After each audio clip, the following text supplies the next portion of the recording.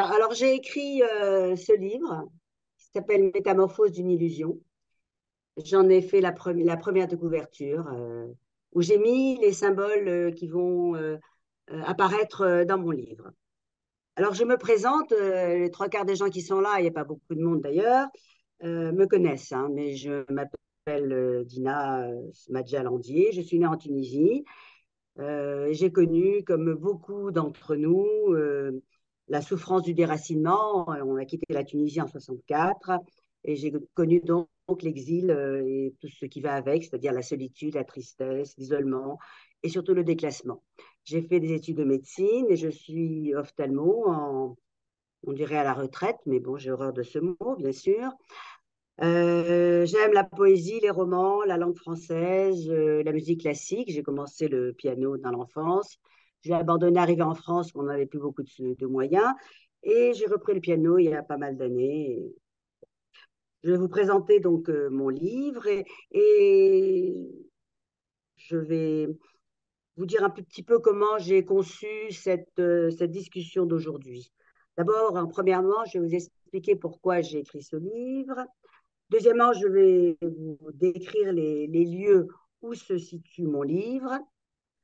Euh, je vais essayer de vous expliquer pourquoi j'ai donné ce titre à mon roman. Je vais présenter mon œuvre, les différents personnages. Je vais survoler un petit peu le style. Je vais parler des références historiques qui sont très importantes dans mon histoire, des problématiques évoquées, il y en a énormément, et les motivations. Les Dina, motivations. tu peux parler. Dina, tu peux parler un peu Oui, plus fort. Jeanne a beaucoup de mal. Un peu plus fort. d'accord, d'accord, je porte ma voix. Alors, il s'est trouvé un jour comme ça, il y a un peu plus d'un an, parce que j'ai écrit ce livre très vite, en 4 mois. J'ai eu, oui, en 4 mois et demi, j'ai eu un désir de me confier, un désir d'écrire, un petit peu pour me libérer d'une sorte de poids que j'avais en moi, que je portais depuis plus de 70 ans. Hein, voilà. Et j'ai trouvé que c'était peut-être difficile d'écrire. C'est comme une confession, c'est une confidence, mais c'est bizarre d'écrire parce que on fait une confidence et en fait, ce livre, s'il est lu, il va être lu par énormément de gens. Donc, c'est une confidence euh, qui est diffusée. Donc, ce n'est pas vraiment une confidence. Je ne sais pas comment expliquer ça. J'ai voulu écrire une autobiographie. J'ai même fait lire certaines lignes à Edwige de mon autobiographie. Je me suis rendu compte que l'autobiographie ne me convenait pas parce qu'elle revenait sur des moments difficiles de ma vie et et puis, ça ressemblait à un règlement de compte. Donc, j'ai abandonné mon autobiographie au bout de 150 pages quand même, j'en ai écrit pas mal. Et je me suis dit, bah, je vais écrire n'importe quoi, je vais écrire ce qui me passe par la tête. Et donc, j'ai écrit ce qu'on appelle une autofiction. Qu'est-ce qu'une autofiction? C'est en fait quand la vie de mon héroïne va se confondre avec ma vie, avec celle de l'auteur.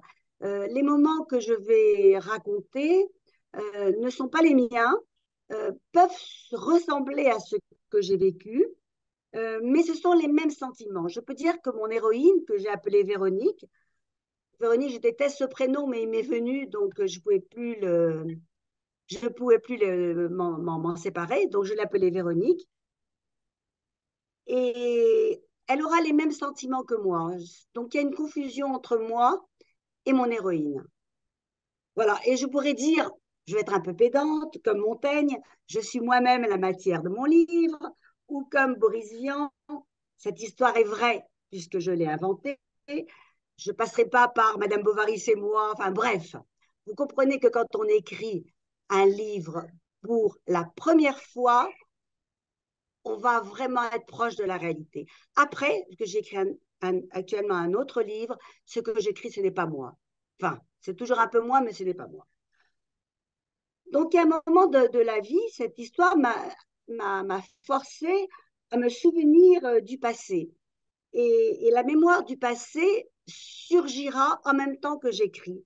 Parce qu'en fait, en réalité, je ne sais pas comment Simone Salama a vécu la séparation avec son pays natal, la Tunisie, mais moi, j'ai eu besoin d'oublier complètement qui j'étais et ce que j'avais vécu en Tunisie pour pouvoir avancer.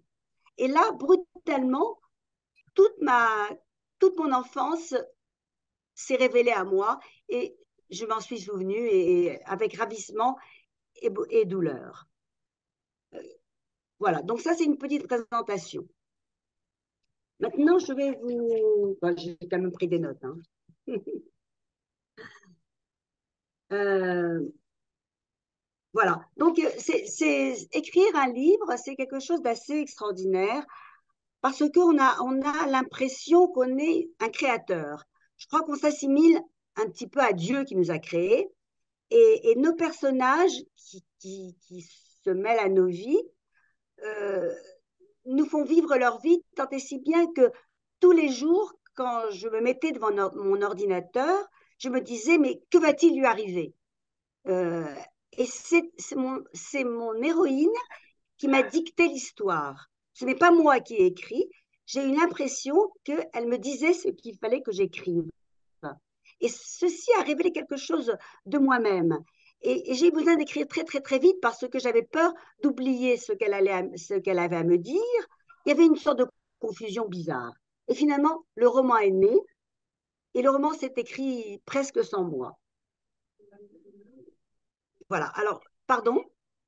Ah. Maintenant, je vais vous raconter, je vais vous dire où se situe mon histoire. Mon histoire commence à Murat. Pourquoi Murat? Je parlais que j'étais juive de Tunisie et pourquoi je parle de Murat? Cette histoire, cette histoire est née d'une rencontre, d'un choc. La petite ville de Murat a provoqué chez moi une émotion qui a été nécessaire à l'écriture de mon roman. Dina, où se trouve Murat? Dina, Alors, où se trouve Murat Murat? se trouve dans le Cantal, en Auvergne. Et Jean-Luc et moi, nous logeons dans un gîte qui se trouve sur les hauteurs de Murat. Et au réveil, c'est superbe, on voit la brume qui s'effiloche et le village qui apparaît, le village de Murat. Ce petit lieu-dit qui domine Murat, et c'est un petit coin charmant. Il y a de très très belles maisons, très propres, en pierre grise, à toit de lauze, c'est très attachant. Il y a une jolie église romane, un cimetière. J'essaye de décrire dans mon roman cette attirance, ce lien que je ressentis avec cet endroit.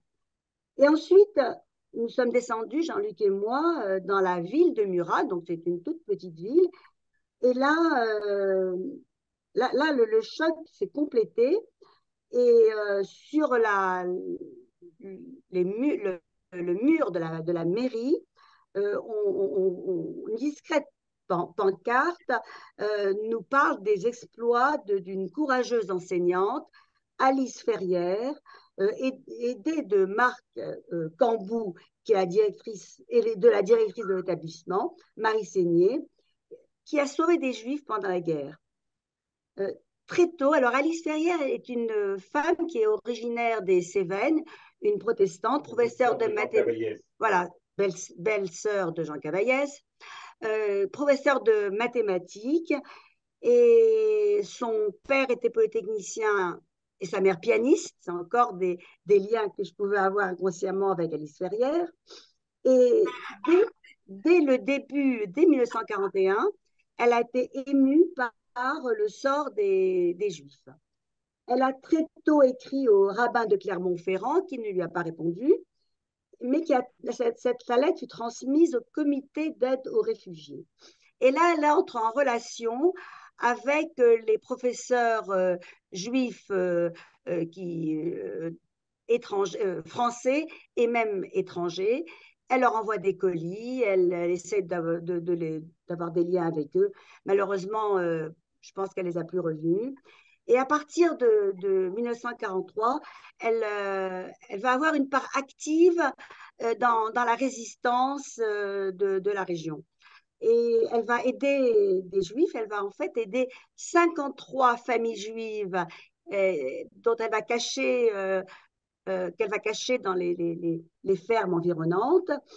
Et, et alors, ça va être la première femme qui va être nommée enfin, femme française, juste parmi les nations. Donc, c'est un personnage très émouvant. Il y a eu un livre qui a été écrit à son sujet aussi. Et en fait, on apprendra aussi que Murat est une ville où la résistance a été très intense. À partir de 43 à 44, des mouvements de résistance se sont organisés en vue de la libération. Il y a eu des descentes des nazis et des miliciens. Bon, je vous passe les détails, c'est un peu compliqué. Euh, Finalement, lors d'une descente des nazis, un, un chef nazi a été tué par les résistants. Et en représailles, le 24 juin 1944, les nazis sont arrivés à Murat, ont pris au hasard 121 habitants, en ont fusillé certains et les autres ont été envoyés, déportés à Neuengamme. Voilà, donc ce lieu m'a semblé un lieu important, un lieu sacré, par sa mémoire, et peut-être qu'il n'est pas assez connu, mais il y a eu beaucoup de justes parmi les nations. Donc, voilà, c'est un choc. Le père de mon héroïne est issu de cette région. Voilà, alors maintenant, donc, c'est pour ça que mon texte commence à Murat. J'ai parlé de la Marsa, mais la Marsa, les Tunisiens connaissent, c'est une petite banlieue de Tunis qui est absolument charmante. Le seul endroit peut-être qui a gardé un peu son charme d'antan. J'ai parlé d'Israël, mais je n'ai pas besoin d'en parler très longtemps. Et j'ai un petit peu parlé de la banlieue de Paris où nous avons échoué, ma famille et moi, donc Antony. Euh, C'était très triste pour moi d'arriver là. Donc, voilà.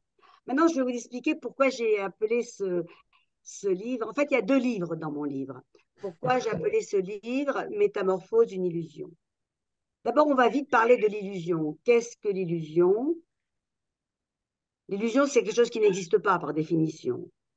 Mais une œuvre littéraire, si je peux dire que mon roman est une œuvre littéraire, si elle est sincère, alors je vais vous lire ce qu'a dit Max Jacob, j'essaie encore d'être un peu pédante. Une œuvre sincère est celle qui est douée d'assez de force pour donner de la réalité à une illusion. Donc, une œuvre fictionnelle est une illusion. Cette histoire n'a jamais existé. Elle n'a existé que dans mon imagination. Pourquoi métamorphose? Je peux considérer que mon héroïne s'est métamorphosée au cours des temps. Dans une métamorphose, on est tellement modifié qu'on ne retrouve plus ce que l'on était. Une chenille devient un papillon.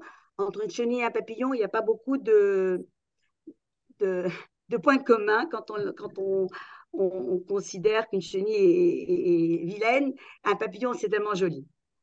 Donc, mon héroïne s'est métamorphosée, ou peut-être ce n'est que modifié, je ne sais pas. Si vous lisez le livre, vous me direz. Et puis, il y a un livre dans un livre, puisque mon héroïne reçoit un livre qui s'appelle Le double lien de Véronique Esther. Pourquoi double lien de Véronique Esther? Parce que Véronique est issue d'un père chrétien et d'une mère juive. L'histoire se continue et je ne veux pas vous raconter l'histoire, mais l'issue de l'histoire, le réel se mêle au surnaturel. C'est un petit peu du surnaturel qui arrivera à la fin de mon histoire. Je vais vous raconter en peu de mots mon livre, sans toutefois le déflorer si vous ne l'avez pas lu, parce que je ne veux pas vous raconter la fin. Le livre débute comme cela. Véronique s'installe dans la région de naissance de son père, à la recherche de ses racines paternelles à Murat, dans le Cantal. Un jour, un facteur vient lui apporter un paquet. Cette visite bouleverse sa quiétude. Elle ouvre délicatement le papier craft et découvre un livre. Le titre de ce livre est Le double lien de Véronique Esther. L'auteur est Véronique Couder. C'est elle. Il lui apporte le livre de sa vie. Alors, elle se pose la question, qui lui a envoyé ce livre? L'a-t-elle réellement écrit? Au départ, elle redoute de le lire, craignant de revivre son passé qu'elle veut oublier. Mais elle sera attirée par lui, aimantée par sa présence, elle ne le quittera plus. Donc, il y a deux livres qui s'entremêlent. En lisant ce récit, le récit de sa vie, elle va découvrir les éléments de son passé. Dès lors, l'ouvrage s'écrit à deux voix, celle du narrateur, écrit à la troisième personne. C'est un récit qui se veut objectif et distancié. Et le livre que lit l'héroïne, qui est écrit à la première personne, c'est Véronique qui écrit. Et en écrivant, elle va commenter la lecture de son livre, tout en poursuivant sa vie et ses projets. En fait, les deux histoires vont se rejoindre. Et ça, c'est très intéressant dans le livre, que les histoires se rejoignent. Si vous avez le courage de le lire, vous comprendrez pourquoi c'est intéressant. C'est une structure en abîme. On appelle ça une structure en abîme. Le roman que lit Véronique, qui s'appelle Le double lien de Véronique et Esther, débute en Tunisie, plus précisément à la Marsa. Son père, lui, est originaire de Murat. Il obtient un poste de français au lycée Carnot de Tunis. Tous les juifs tunisiens connaissent le lycée Carnot, le mythique lycée Carnot de Tunisie. Il rencontre très vite Hélène, qui est la mère de Véronique, dont il tombera follement amoureux. Sa mère, donc la mère de Véronique, Hélène, est juive tunisienne d'origine modeste. Elle habite à la Hara. Alors là, j'ai dû faire quelques recherches pour savoir comment on vivait à la Hara à l'époque. Elle habite avec ses parents, Esther et Mardoché. Véronique naît un an après. Elle aura une enfance heureuse, entourée de ses parents, de ses grands-parents maternels et de sa grand-mère paternelle, Marthe, qui, à la mort de son mari, quittera la région de Murat pour rejoindre la famille de son fils en Tunisie. J'espère que cela vous paraît clair, parce que ça peut ne pas paraître clair qu'il y ait deux livres en un. J'étais surprise d'apprendre que des gens m'ont dit qu'ils n'avaient pas compris qu'il y avait deux livres, qu'il y avait deux temporalités.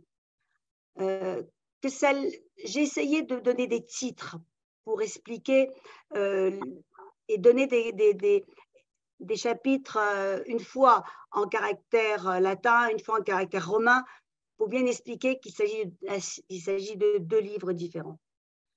Mais quelquefois, il y a eu une confusion chez les lecteurs. Pourtant, j'ai essayé d'être très claire. Alors, donc, tout au long de sa lecture, Véronique s'interroge sur cette dualité de ses origines familiales, issues de cultures différentes. Alors, j'ai essayé de décrire la vie en Tunisie telle que je me souviens. Je n'étais pas trop âgée, mais quand j'ai quitté la Tunisie, mais je me souviens de beaucoup de détails. Je décris la Tunisie, son charme, ses paysages, le mode de vie. Je décris les caractères et les penchants des personnages, des douleurs. Et je constate que Véronique sera malheureusement la victime de l'histoire, la victime de la grande histoire, puisqu'elle sera obligée de quitter son pays. Et j'ai essayé de créer une tension qui ira crescendo jusqu'à la fin du récit. Quand on écrit un roman, je l'ai compris assez vite, il ne faut pas lasser le lecteur. Donc, c'est difficile d'avoir envie, que les lecteurs aient envie de continuer jusqu'à la fin. Donc, j'ai essayé de créer, au-delà des problématiques évoquées, d'essayer de créer une tension dans cette histoire. Et cette Véronique va essayer d'avoir une vie heureuse. En fait, elle n'atteindra jamais le bonheur. pour moi, c'est une histoire très triste. Peut-être que j'ai besoin d'exorciser une tristesse latente que j'ai en moi et qui est malheureusement plus que latente, qui est réelle. Et je pouvais pas concevoir une héroïne gay. En fait, elle est triste. Les personnages, qui est-elle? Donc, je vous ai déjà dit que c'était une enfant qui a eu une petite enfance comblée en Tunisie. Et puis, elle aura plusieurs chocs dans son enfance. Le premier choc qu'elle aura, c'est sa grand-mère va tomber malade. Elle va prier pour que sa grand-mère survive et sa grand-mère va rentrer à la maison, va survivre. Donc, elle se croit, elle a un peu une pensée magique et elle croit qu'elle est douée d'une certaine, d'un don. Elle croit que ce sont ses prières qui ont fait revivre sa grand-mère. Bon, elle a une sorte de névrose finalement. Peut-être qu'un psychiatre pourrait se pencher sur ce personnage, donc se pencher peut-être sur moi, mais elle n'est pas complètement équilibrée, je dirais. Trop sensible, un peu fragile. Bon, il se trouve qu'elle est comme... Et puis attirée un petit peu par tout ce qui est magique. Bon, elle est comme ça, c'est comme ça que je l'ai décrite en tout cas.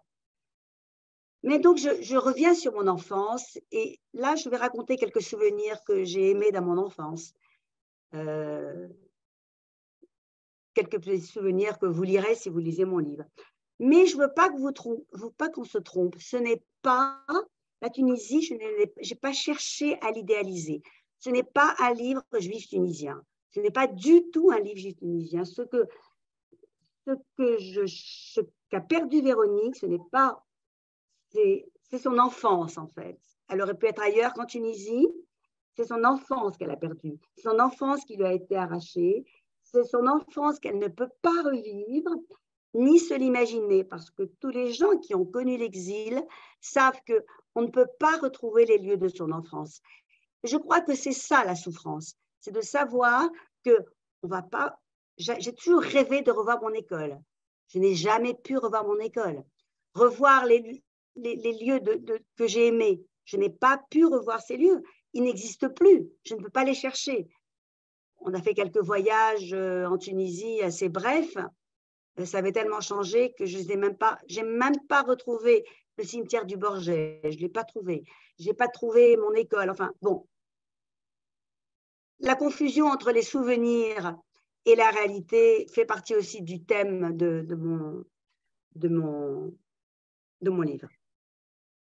C'est aussi une histoire, mais ça, c'est entre autres entre les relations fusionnelles entre une mère et sa fille. Ça, c'est un petit peu moi aussi.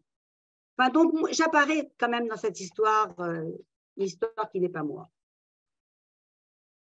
Je serais tentée de vous parler de la fin de mon livre, parce que moi, j'ai aimé la fin. Les gens qui ont lu mon livre ont dit « Ah, la Tunisie, c'est très beau, moi, j'aime la Tunisie, ça me rappelle quelque chose. » Eh bien, moi, non. Ça me rappelle beaucoup de choses, mais j'ai aimé à la fin de mon livre. Et j'ai eu l'impression que je pouvais commencer à devenir écrivain quand j'ai inventé une fin un petit peu irrationnelle. Et là, j'ai beaucoup plus aimé les 50 dernières pages de mon livre. Parce que c'était vraiment un travail d'écrivain. C'était plus un travail de souvenir, mais c'était un travail d'écrivain. Mais ça, il faut lire le livre pour comprendre ce que je veux dire. Alors, là, je vous ai parlé de Véronique et Véronique. La famille de mon héroïne, c'est un petit peu un tableau partiel de ce qu'était la société tunisienne dans sa composante juive et française. Le père de l'héroïne, Louis, et sa grand-mère, Marthe, représentent la vision de la France coloniale.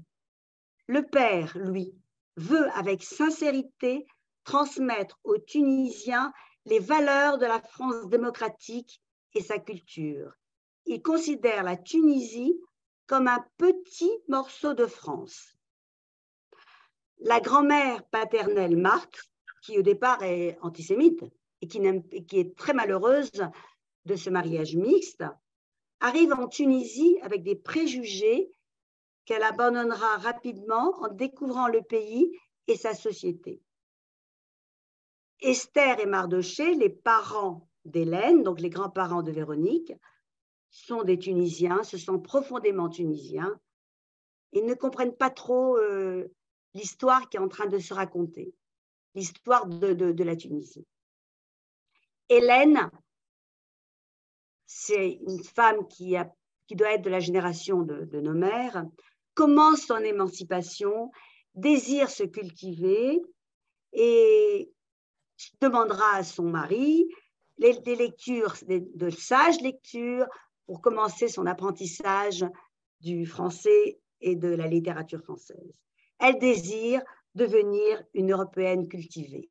J'ai essayé de décrire le théâtre municipal, Simone, et le cinéma, on allait au cinéma, enfin bon, bref. Je passe un petit peu sur les détails sur la vie en Tunisie. Le frère d'Hélène, Roland, lui prendra un autre chemin. Comme beaucoup de Juifs de l'époque, il va quitter la Tunisie et il va faire ses études de médecine en France et il va épouser une juive ashkénaze. Bon, j'ai voulu un peu forcer le trait, comme vous voyez, et accentuer le contraste donc, entre les deux familles qui sont tellement différentes. Bon, j'ai cherché à utiliser un style que j'ai voulu quand même un peu rechercher. Je n'ai pas voulu utiliser un langage trop courant. Alors, je peux vous dire comment débute mon livre. Je vais vous dire une petite phrase simplement du début de mon livre, page 9 donc. C'est la première phrase de mon livre. J'ouvris lentement les yeux, soulagée à la pensée que le réveil matin de son timbre strident n'allait plus bousculer les derniers rêves de ma nuit. Là, elle est à Murat, elle se réveille, elle pense que tout va être bien. Et peu après, elle va recevoir ce livre qui va bouleverser sa vie. Une autre petite phrase, il ne faut pas trop lire, m'a dit Jean-Luc. J'écoute toujours Jean-Luc. Ma mère, si belle, si élégante, dans la confortable maison de la Marsa, ne pouvait pas être issue d'une triste communauté de miséreux. C'est vrai que la Hara, c'était une communauté de miséreux. C'est triste à dire, mais c'est comme ça. C'est l'origine des Juifs tunisiens. On va parler, allez, on passe quelques passages. Le calme était revenu dans la chambre à coucher, c'est la naissance de Véronique. Le couvre-lit de satin bleu sagement remonté sur son corps, Hélène épuisée, les yeux lourds de fatigue, regardait avec étonnement le nouveau-né calmement endormi à ses côtés. Bon, alors quelque chose d'un peu méchant, mais vrai aussi. Une autre vie existait. Hélène va connaître la vie européenne. Une autre vie existait, loin de la misère de la Hara et de l'existence laborieuse des pauvres airs qui la peuplaient et qui tentaient de survivre, surmontant leur détresse par les rêves d'émancipation apportés par la France. Bon, enfin, je ne peux pas comme ça continuer à vous donner des extraits, mais pour vous dire que j'essaie de soigner mon écriture. Mais je ne peux pas résister à vous lire la page 84 que je n'avais pas. C'est à cause des oranges. Des oranges. Alors, le dimanche, mon héroïne allait avec ses parents et ses grands-parents acheter des oranges à la sucre. On faisait ça, nous, mais sans les grands-parents. Esther et Hélène chantaient dans la voiture, mêlant de vieilles chansons françaises au folklore judéo-tunisien et aux mélopées des pionniers sionistes. En fait, lui tentait de suivre et de comprendre cet amalgame de cultures qui imprégnait leur imaginaire. Sur la route, les vergers s'étendaient à perte de vue. Les arbres feuillus, régulièrement plantés, ployaient sous leur charge. Ils arrivaient devant les premiers marchands qui exposaient des oranges fraîchement cueillies dans des cageots de bois. Lui, heureux, ouvrait le coffre de sa voiture pour y introduire la vingtaine de kilos de fruits qu'il venait d'acheter. Le plus souvent, la famille débutait la dégustation sur place, les mains collantes du jus qui les imprégnait. Ils épluchaient la peau granuleuse, légèrement vernissée du fruit rouge orangé, exhalant ainsi son arôme, révélant la pulpe légèrement acidulée qui cédait sous la dent. Ça, c'était nos oranges maltaises de Tunisie. Les vrais, les uniques. Voilà. Alors, j'ai essayé de coller à l'histoire, et donc, enfin, la grande histoire. Donc, les références historiques sont nombreuses et sont les points d'ancrage du récit. Donc, on peut se poser la question, que se passait-il en Tunisie dans le début des années 50, lorsque mon héroïne, un petit peu moins, est née? Et donc, l'auteur cherche à comprendre le comportement des Juifs qui n'ont pas pressenti le péril qui s'annonçait. Les musulmans s'affirmeront dans leur pays et y effaceront la présence millénaire des Juifs. La France diffusera la culture, apportera le progrès aux autochtones et émancipera les Juifs. Les Juifs tunisiens accéderont à la modernité et au progrès social. Ils seront les alliés objectifs de la France tout en restant attachés à leur pays natal, leur pays depuis plus de 2000 ans. La description de ces populations se fera pour moi sans a priori, en toute objectivité, telle que je l'ai perçue. Donc, j'ai suggéré les faits et je les ai intégrés au récit. Je n'ai pas dit, telle date, il s'est passé ça, mais j'ai raconté une histoire et dans l'histoire, on apprend qu'il s'est passé quelque chose de particulier ce jour-là, parce que c'était l'indépendance, parce que c'était… voilà. Donc, j'ai intégré l'histoire avec la grande histoire. Alors, tout à l'heure, je parlerai de l'histoire, donc je ne vais pas en parler à nouveau. Ce livre-là, je me suis rendu compte qu'il y avait énormément de problématiques. Je ne pourrais pas toutes les énoncer, mais il y a beaucoup de questionnements qui me sont apparus. Et bizarrement, des gens qui ont lu mon livre et qui l'ont apprécié, il y en a quand même, pas mal d'ailleurs, m'ont révélé d'autres questionnements auxquels je n'avais même pas songé. Bon, d'abord, vous avez compris que c'est le récit d'une époque, l'émancipation des Tunisies et leur départ de leur terre natale. Comment, d'ailleurs, concernant notre héroïne, comment cette histoire a pu la modifier et comment le fait d'avoir quitté notre pays a pu modifier nos comportements et nous modifier profondément. Que serions-nous devenus si on était restés en Tunisie? Des dhimmis, me dit Jean-Luc, peut-être pas, je ne sais pas. Certains juifs ont joué le jeu de la Tunisie, ils sont restés, il y a encore quelques juifs en Tunisie. Alors, il y a aussi… mon héroïne est issue d'un mariage mixte. Alors, j'ai posé le problème des enfants issus des couples mixtes. Et là, je vais peut-être lire à page 140 un petit peu ce que ressentait mon héroïne. Alors, c'est page 140, je vais essayer de la retrouver, la page 140. Alors, on a compris que Véronique est un être un petit peu sensible et un peu névrosé. Donc, elle a commencé à écrire, peut-être que c'est le livre qu'elle vient de lire, qu'elle est en train de lire, je ne sais pas. C'est un mystère que je n'ai pas réussi à élucider. Alors, je parle de Véronique. Elle se mit à son bureau, prit une feuille blanche 21-29-7 à petits carreaux et un crayon dont elle tailla la mine avec soin. Solennellement, sur la première page de l'œuvre, qui allait devenir l'histoire de sa vie, de sa plus belle écriture, elle écrivit le serment suivant. Donc là, c'est pour parler de la dualité de ses origines. Parce que ça hante un petit peu le personnage et ça accroît sa souffrance.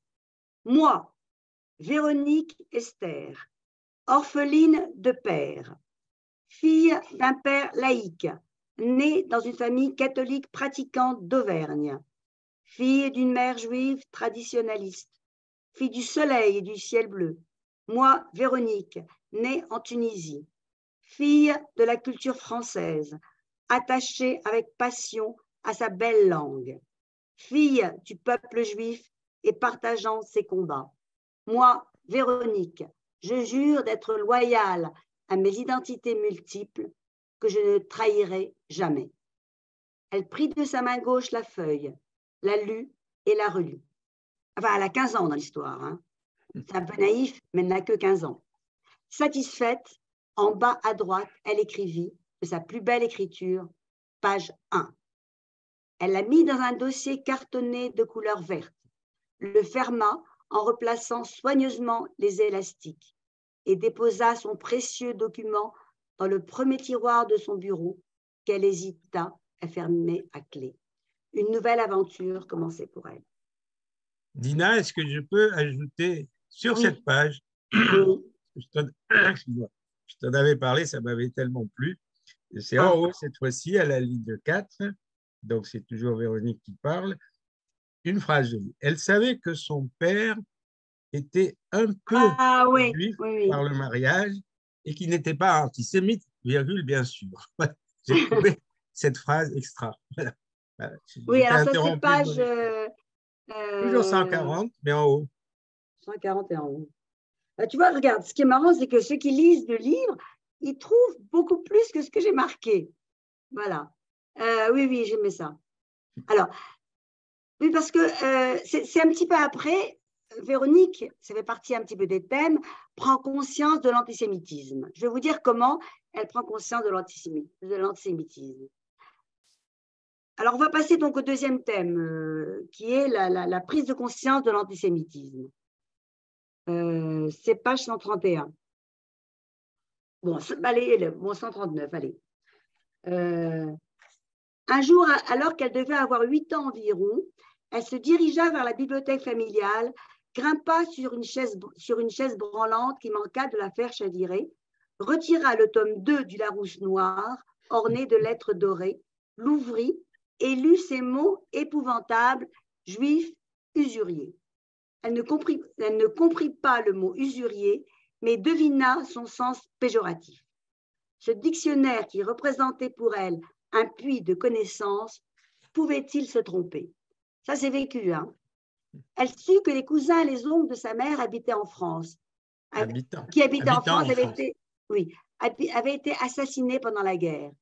Elle ne savait pas encore dans quelles conditions, mais cela l'effraya. Ses parents lui dirent alors qu'elle était trop jeune pour comprendre.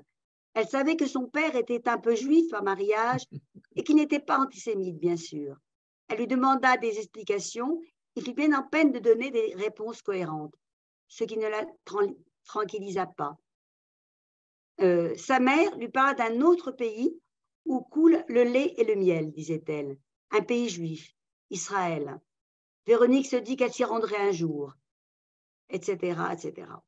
Arrivant en France, adolescente, elle se souvint du choc de ses lectures, en déduisit qu'être juif est dangereux dans ce pays et qu'elle devait rester méfiante. Bon, ça, c'est un peu du vécu. Hein. Parce que malheureusement, l'antisémitisme, c'est encore un choc pour moi. Malgré mes cheveux blancs bien camouflés. Et ça, vous entendez ce qu'il dit, Jean-Luc? Ça continuera à s'aggraver. Bon, d'accord. Donc, pluralité d'écriture, choc de l'antisémitisme. Je ne peux pas tout vous lire. Puis, il y a aussi le voyage en Israël que je raconte, le lien qu'on peut avoir avec Israël, qui a un lien aussi un petit peu difficile, douloureux. Bon, je parle de la Shoah aussi, hein, parce que quand on va en Israël, on peut pas, surtout à l'époque, quand on allait en Israël, on avait encore des gens qui avaient un numéro tatoué. Hein. Donc là, quand je fais mon voyage en Israël, je suis jeune et on a encore des survivants de la Shoah. Et donc, je vous dis, il y a finalement trop de problématiques dans ce livre. Il y a trop de choses. On aurait pu écrire plusieurs livres en développant qu'un seul thème.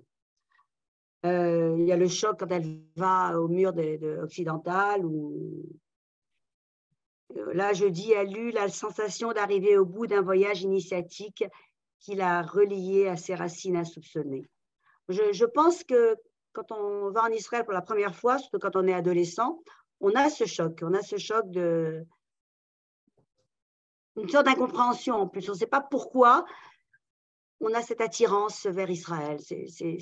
C'est quelquefois irrationnel.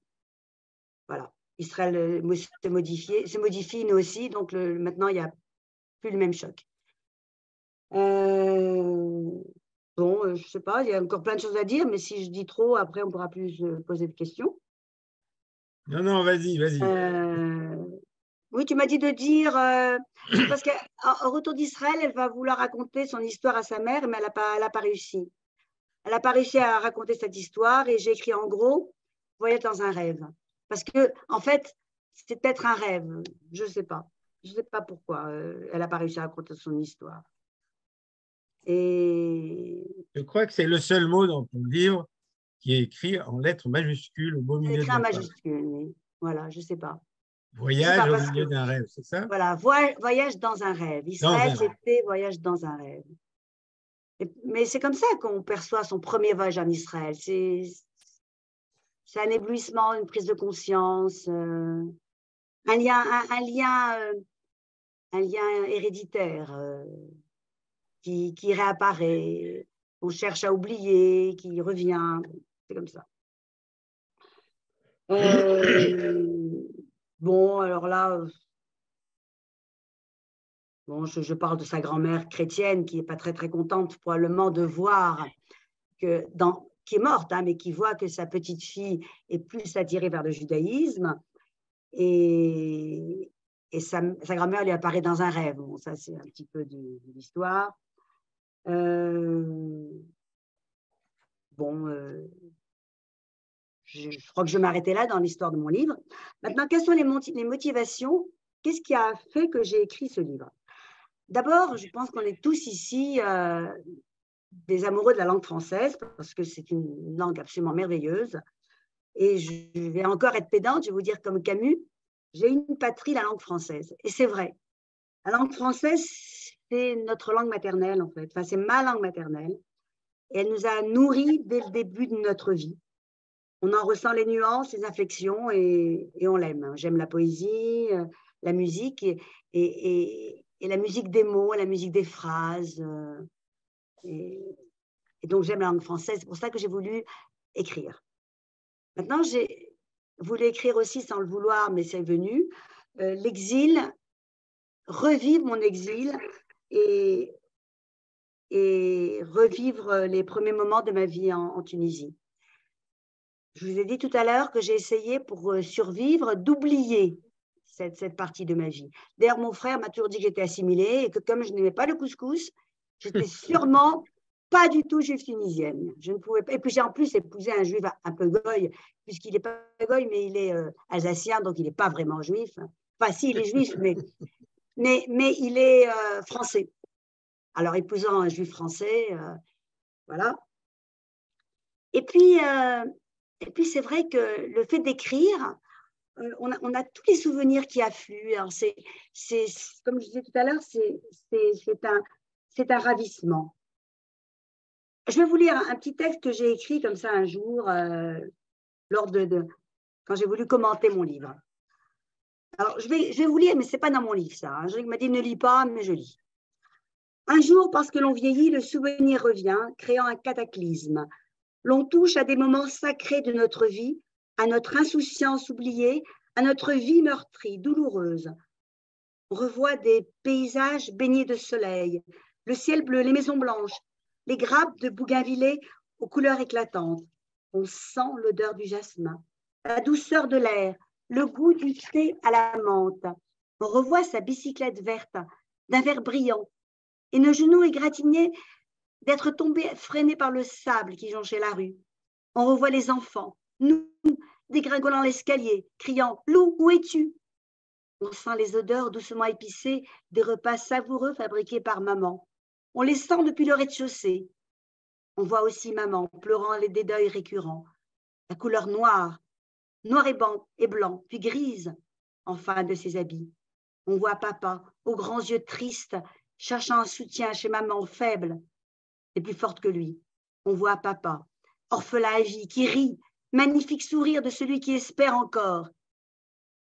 Et comme la lune est belle, belle celle qui se reflète dans la mer calme, miroitant et ondulant lentement. Ensuite, c'est la chute, le départ, la fin, le ciel gris, la pluie, la solitude, la détresse, l'ennui. Le piège se referme, puis rien à dire, c'est la fin. La France que l'on aimait, notre France, celle de nos poètes, de nos écrivains, de nos chants, de notre drapeau, la France que l'on aimait. La France et son histoire, Louis XIV, la Révolution, les droits de l'homme, Napoléon et tous les autres. Après, nous reconnaissent-ils? Nous avons quitté un morceau de France pour plonger dans un pays qui ne nous connaît pas, longue queue interminable pour obtenir un titre de séjour, pour vivre dans un pays qui pourtant est le nôtre, dont nous parlons la langue, la seule langue que l'on connaît. Assez pleuré, serre les dents et continue. Ta vie t'appartient, il faut y aller, te venger. Je vous vengerai, dit Véronique. L'exil commence, Véronique débute sa métamorphose. Ça, c'est moi qui l'ai écrit comme ça, un jour de spleen. Ce n'est pas dans mon texte. Voilà. Donc, une question que je me suis posée et que je me pose encore, pourquoi nos parents n'ont pas quitté plutôt la Tunisie? Et je me pose la question parce que peut-être qu'ils auraient eu une vie plus simple. Peut-être qu'ils auraient pu aller en Israël comme une grande majorité de la famille de ma mère, mon oncle appelait son alia dans les années 30, vous voyez, donc avant la naissance de l'État d'Israël, et les autres sont partis en 1950. Ça aurait résolu beaucoup de problèmes.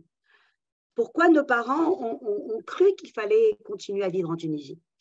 Et c'est là où l'histoire nous étonne, parce que, en fait, comment peut-on quitter un pays qui a vu naître nos ancêtres si lointain qu'on ne s'en souvient plus? Nous étions tunisiens. Les Juifs étaient en Tunisie depuis l'Antiquité. Pourquoi ne se serait-il pas adapté à ce qu'il deviendra, ce pays? On croyait que Bourguiba était un président progressiste et qu'il voulait intégrer les Juifs dans son pays. Donc, beaucoup de Juifs pourraient parler donc de la... Mais ça peut être dans la discussion, ou bien on peut en parler maintenant. Les Juifs ont pris plusieurs options. Dans leur grande majorité, les Juifs ont cherché à s'assimiler à la France. Pour ce que j'ai dit tout à l'heure, parce que la France leur apportait la culture, la santé, l'évolution. Bon. Certains Juifs ont même cherché à être tunisiens, puisqu'à l'indépendance, Robert Bessis s'appelait Albert Bessis, a été ministre pendant 1 an de Bourguiba. D'autres ont... Il y a aussi des Juifs communistes qui ont adhéré aussi à l'indépendance de la Tunisie. Bon, en fait, nous, on a cherché à quitter la Tunisie, mais on aurait dû comprendre avant. On aurait dû comprendre avant parce qu'il y avait beaucoup de clignotants qui s'étaient allumés. Dans les années 50, déjà au début des années 50, il y avait beaucoup de heurts entre la population française, les colons qui ont été agressés par des félagas. Paraît-il que les routes n'étaient pas sûres. Pardon? Oui, il y a eu, et puis il y a le terrorisme de la main rouge qui s'est opposé aux félagas. Moi, je n'avais jamais entendu parler, je l'ai appris là. Et donc, l'environnement n'était pas serein. On n'en était probablement pas conscient. Ensuite, il y a eu l'autonomie interne, qui était en 1955, mais qui était un premier pas vers l'indépendance. Ce que voulaient les Tunisiens, c'était l'indépendance.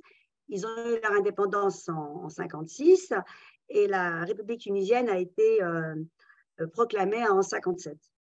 La Constitution a été adoptée en 1959. Et la constitution en 59, on aurait dû tous à ce moment-là, les juifs tunisiens, partir. Parce que la constitution disait que la religion est l'islam, la langue, l'arabe, et le pays fait partie de la nation arabe. Si ce n'était pas clair, je ne comprends pas comment les Tunisiens n'ont pas compris en 59 qu'ils fallait partir. Certains sont partis en 61. En 61, après l'incident de la guerre de Bizerte, qui a duré pas très longtemps, mais qui a quand même fait pas mal de victimes. Alors là, j'ai appris ce que je ne savais pas par un livre très intéressant d'une certaine Agnès Ben Simon, qui a parlé des Juifs qui habitaient à Bizerte pendant la guerre de Bizerte. Et je ne savais pas que les Juifs avaient été pris pour cible et qu'ils étaient coincés à Bizerte, qu'ils n'avaient pas le droit de quitter Bizerte et qu'ils ont réussi à quitter Bizerte grâce à l'agence juive clandestine et au consul de France. Et ils ont quitté Bizerte le 30 août, je crois. Je l'ai noté, je l'ai peut-être oublié. Ils ont quitté Bizerte avec 1961, oui, je parle de la guerre de Bizerte. Ils ont quitté Bizerte avec 2 valises et ils sont montés dans des rafiaux. Il pleuvait, paraît-il, ce jour-là. Et ils ont tout abandonné et ils ont fait escale à Bonn, en Algérie, et ils sont partis directement à Haïfa. Voilà. Dina, juste, oui. Tout le monde ne sait pas ce qu'a été Bizerte, le rôle de Gaulle et le fait que c'était une base. En 2 mots, s'il te plaît, Bizerte. Ou Jean-Luc, s'il veut prendre ta place. Si tu veux, il prend sa place d'historien. Alors voilà, il y a mon coéquipier. La base navale de Bizerte a été une des principales bases navales de la marine française depuis le protectorat français en Tunisie, depuis la fin du XIXe siècle. Et c'était également une base importante de l'OTAN. Après l'indépendance de la Tunisie, le gouvernement Bourguiba a concédé à la France le maintien de sa présence militaire à Bizerte. Mais Bourguiba, adepte du nationalisme arabe, et en raison également de l'évolution tragique, dramatique de la guerre d'Algérie, Bourguiba est revenu sur son engagement et a voulu, avec l'appui des Nations Unies et du tiers-monde aux Nations Unies, a voulu mettre fin à la présence militaire française à Bizerte. Donc De Gaulle, soucieux de la grandeur française, s'y est opposé et un conflit armé est survenu en juillet 1961, opposant l'armée tunisienne et la foule tunisienne poussée en avant par le néo-discours, par le parti Bourguiba, d'une part, et la marine et l'aviation française qui ont tiré dans le tas. Donc, De Gaulle a envoyé 2 régiments de parachutistes depuis l'Algérie qui ont écrasé l'armée tunisienne. Il y a eu des centaines de morts. Non, il y a eu beaucoup plus que ça. Il y a eu, alors, on ne sait pas s'il y a eu entre 600 morts jusqu'à 2000 morts. Il y a eu énormément de morts. En très peu de temps, ça a duré entre le 19 et le 23 juillet. Et les Juifs ont été pris au piège parce ils étaient, soi-disant… les Juifs étaient considérés comme des complices du colonialisme par la propagande nassérienne, par la propagande nationaliste arabe. Les Juifs français n'ont rien subi. Ils sont partis, ils étaient libres. Ce sont les Juifs tunisiens qui ont été pris au piège. Voilà. Merci. Donc, voilà. Et puis, il y a c'est mon conseiller historique. Non, mais il est bon, je crois qu'on peut lui faire confiance. Et on a eu l'occasion de savoir et d'apprécier Jean-Luc comme historien. Alors, en fait, on est coéquipiers.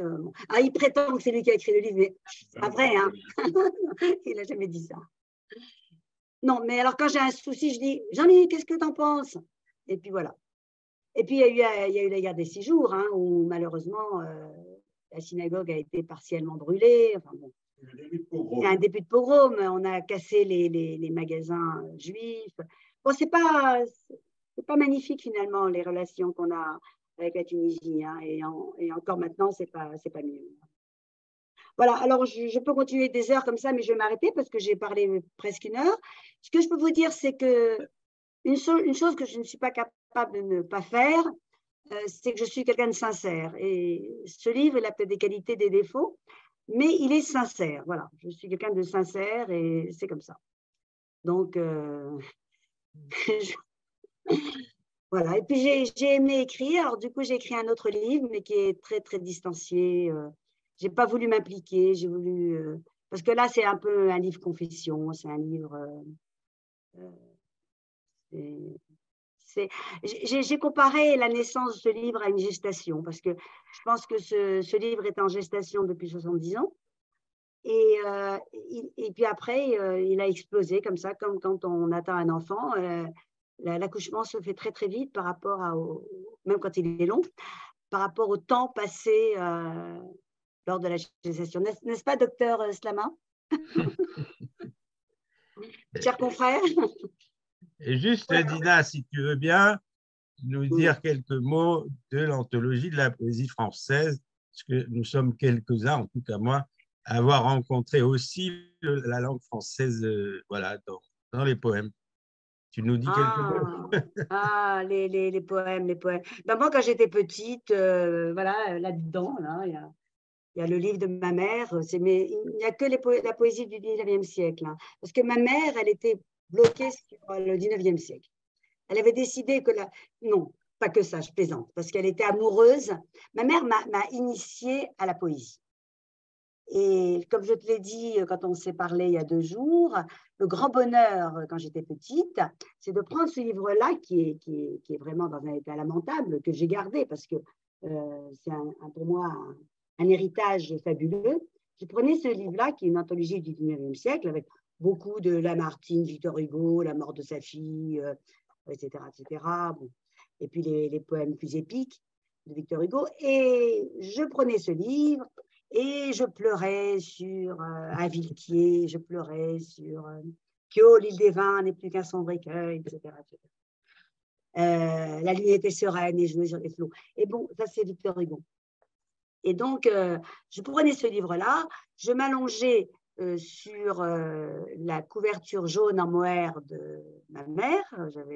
Dès que j'ai appris à lire, peut-être à 6 ans, 7 ans, je ne sais pas, et je lisais et je pleurais, je lisais, je pleurais, je lisais. Et ma mère aimait aussi beaucoup Racine. Alors, on a été initié à la Bible par Racine, c'est honteux de dire ça, mais la reine Esther, Athalie, etc. Bon, bref, voilà, donc ça nourrit mon enfance. Je pense que Racine, Victor Hugo, Lamartine ont nourri mon enfance. Puis après, je me suis cultivée toute seule. Et puis, j'adore la poésie parce que la poésie, c'est de la musique. Et puis, la musique, j'adore la musique. Donc, voilà. Donc, il y a la poésie, il y a la musique, il y a la musique. Il y a la photo de ma mère et de mon oncle Yitzhak qui était en Israël en 1936, c'est ça, 35, avec ses parents. Il a été dans un kibbutz, c'était le côté plutôt de gauche de la famille, à Shomer Hatzaïr. Et là, à côté, il y a la sonate numéro 4 de Beethoven, qui est absolument magnifique. Je crois que c'est celle-là, oui. Voilà. Il y a un miroir, parce que dans mon histoire, mon héroïne adore se regarder dans le miroir. À la maison, chez nous, il y a plein de miroirs aussi. Je sais pas, j'aime les miroirs. Je sais pas pourquoi. Puis il y a une table qui est à côté de moi, là, qui a supporté le travail de mon fils. Elle est à mon fils quand il a travaillé ses concours. Voilà. Je ne sais pas quoi dire. Hein. C'est beau la France, c'est beau la Tunisie, c'est beau C'est beau. Jean-Luc me dit c'était. Il est vraiment. Non, mais ça va revenir. Tout ira bien bientôt.